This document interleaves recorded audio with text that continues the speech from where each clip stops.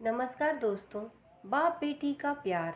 विवाह के बाद जब एक साधारण परिवार की बेटी पहली बार मायके से अपने ससुराल जाने लगी तो पिता ने अपनी बेटी को बड़े लाड़ प्यार से अन्य उपहारों के साथ एक सुगंधित अगरबत्ती का डब्बा भी दिया और उससे कहा, बेटी, जब भी तुम अपने ससुराल में पूजा करोगी तब इस अगरबत्ती को जरूर जलाना।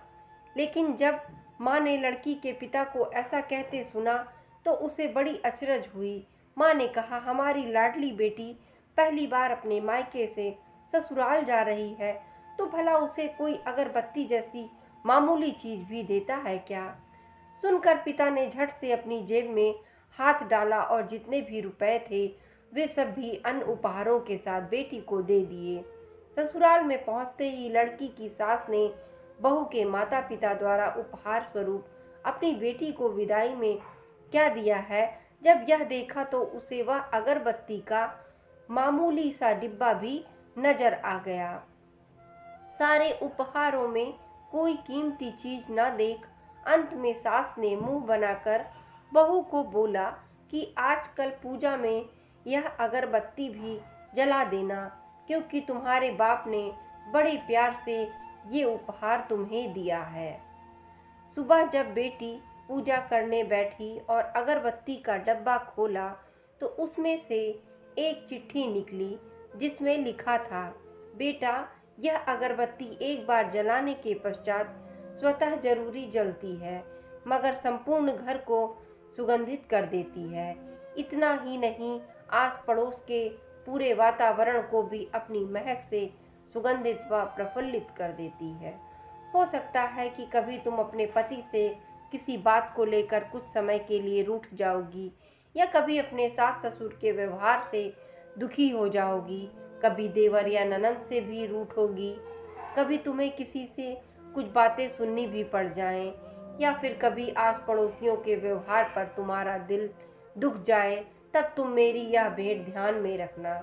अगरबत्ती की तरह जलना, जैसे अगरबत्ती स्वयं जलते हुए पूरे घर और संपूर्ण परिसर को सुगंधित और प्रफुल्लित कर ऊर्जा से भरती है, ठीक उसी प्रकार तुम स्वतः सहन करते हुए ससुराल को अपना मायका समझकर सबको अपने व्यवहार और कर्म से सुगंधित और प्रफुल्लित करना। बेटी चिट्ठी पढ़कर फपक फपक कर रोने लगी। सास ने जब बहू की रोने की आवाज़ सुनी तो लपक कर उसके पास आई।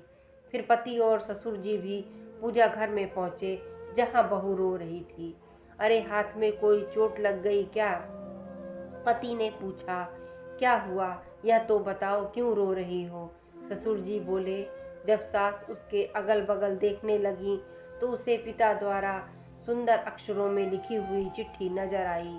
चिट्ठी पढ़ते ही उसने अपनी बहू को गले से लगा लिया और फिर चिट्ठी ससुर जी के हाथों में दी। लेकिन ससुर ने चश्मा न पहनने होने की वजह से चिट्ठी बेटे को देकर पढ़ने के लिए कहा। सारी बात समझते ही संपूर्ण घर स्तब्ध हो गया। सास बोली, अरे, यह चिट्ठी फ्रेम करानी है। यह मेरी बहू को मिली हुई सबसे अनमोल भेंट है। पूजा घर के बगल में ही इसकी फ्रेम होनी चाहिए और फिर सदैव वह फ्रेम अपने शब्दों से संपूर्ण घर और अगल बगल के वातावरण को अपने अर्थ से महकाती रही। अगरबत्ती का वो डब्बा खत्म होने के बावजूद भी। दोस्तों, छोटी सी कहानी आपको कैसी लगी कमेंट करके अपनी राय जरूर शेयर करें। अगर पसंद आई हो तो चैनल को लाइक, शेयर और सब्सक्राइब करें। स्वस्थ रहें, मस्त रहें। धन्यवाद।